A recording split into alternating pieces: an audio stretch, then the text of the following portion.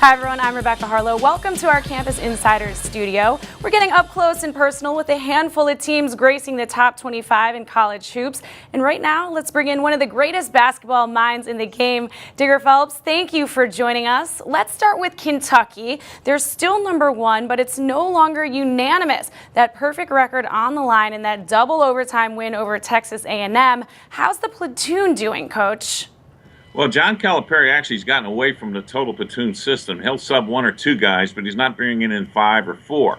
What happened to them against Texas A&M? A&M's 2-3 zone really bothered Kentucky at the end of the game and in both overtimes. Their zone offense wasn't that effective. And take away Aaron Harrison, who goes 2 for 13 shooting threes, and he's their best three-point shooter, that was a negative.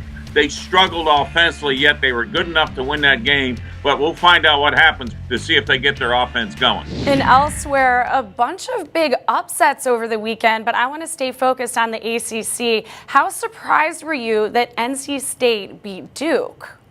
That was a shocker. I really thought that NC State, I remember back in the ACC Big Ten Challenge, NC State lost at Purdue. Well, okay, fine. So here they are. They get it going. And the fact is this, Duke, to me, 37% for the field. That did not work. Duke was 7 for 27 shooting threes. If they're not making that perimeter game go, they're not scoring points, and yet their defense did not hold up because State shoots 55% for the game. But when Winslow and Suleiman combine 7 for 25, they don't have the offensive punch, and that's why basically they lost, because their defense broke down and their offense couldn't score. NC State got that big win at home against Duke. UNC knocked off Louisville. Montrezl Harrell certainly drives the car for the Cardinals, but he wasn't cruising this weekend. Are you concerned? What is interesting about Louisville, Montrezl Harrell, you take a look at his last 8 games. 6 of those games, he scores double-doubles, points and rebounds. But in their 2 losses against Kentucky, as well as now is what we saw them do when they lost at North Carolina. He only gets 9 points, and he's not getting double-figure rebounds. Without him, they got an issue. Yet, Louisville was up 13 points with 8.5 minutes to go, but look how they just took that game over Carolina. They did a great job making their free throws at the end. They were 9 for 11. When they went 3 for 10 in the second half, they lost by 1 at home to Notre Dame, but not the case against Louisville. But more important, Mr. Page, you saw what Marcus Page did when they were down 13. He's the guy that scores that winning layup with less than 5 seconds to get that win for North Carolina at home against Louisville.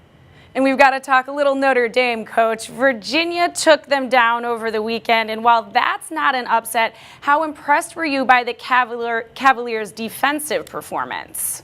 Their defense is unbelievable, and you got to see them in person to appreciate not just how they play the ball, but how they also play off the ball. Notre Dame was shooting 55% from the field coming into that game, not against Virginia. They held the Irish to 34% from the field. Yeah, Pat Connaughton was 8 for 15, but the other 4 starters for the Irish, 8 for 30. They did not get it done. And I just think this team being number 2 in the country, last year they were number 1 seed in the Big Dance. I can see them heading that same direction, be the team to beat in the ACC, end up with a number 1 seed, and make a move for March Madness trying to get to Indianapolis to win a title. Thanks so much for joining us today. Your insights are always appreciated, and make sure to check back in with us on Campus Insiders.